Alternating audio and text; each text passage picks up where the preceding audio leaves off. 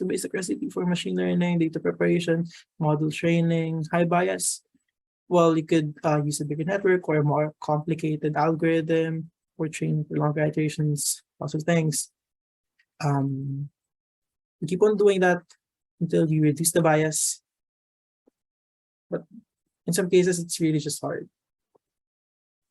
But for high variance, you can do something about this. You should be able to do something about this. You add more data, you apply regularization, or maybe you can use different ML models. It's the general answer for any problem that you encounter. Use a different machine learning model. But if you want to stick with just one machine learning model, you apply regularization or just include more data. Maybe there's really a big disparity in the data that you have in your train and test set. That's problematic, but try to investigate why that is the case. Maybe you have not sampled it properly. Many possible things. This is the general idea. Again, the bias variance trade-off, as you increase the bias, you will get a more complicated network. Sorry, as you decrease the bias, you will get a more complicated network, and that usually leads to high variance.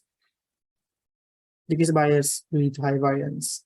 If you, sorry, I messed it up, the sequence here. But high bias, low variance, so it's a trade-off.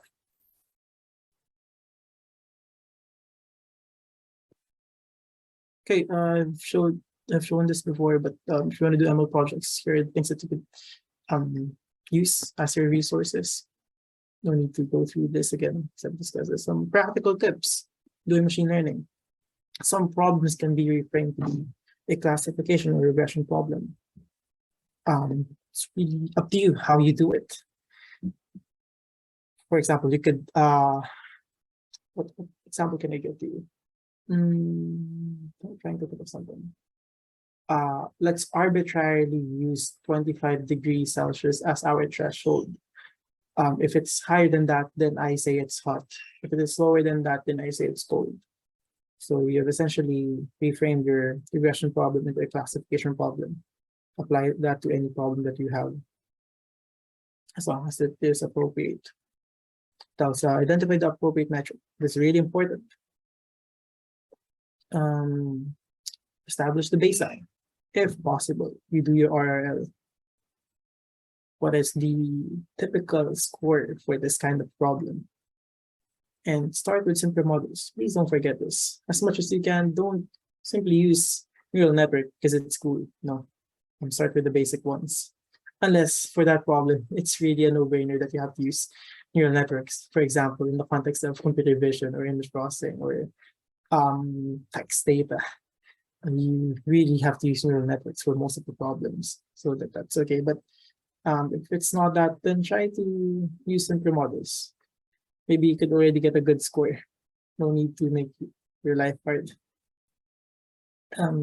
Calculate the runtime of training a single algorithm. This gives you a rough estimate of how long the hyperparameter tuning will take, because you have to do hyperparameter tuning to optimize your score. So a rough formula would be the combination of hyperparameters times the runtime. So instead of you just plugging it in and wait for it, and then it will run for many days, you could already approximate it by just training a single algorithm. And then you plan to have this many configurations for the hyperparameter tuning, then just multiply that. More or less, it's going to take that time. And what else? You perform bias analysis. Determine whether the low scores are due to underfitting or overfitting or whatever it is. So that you take the appropriate steps. Do you increase the data? Do you use another model? Do you use regularization? Depends. I could also apply dimensionality reduction and data augmentation. There's just so many features and it's taking time for the model to train. Maybe you could reduce the number of features, or you're not satisfied with the scores. Maybe you could perform data augmentation. Increase the number of data points, because in machine learning, you need lots of data points. I think that should be it.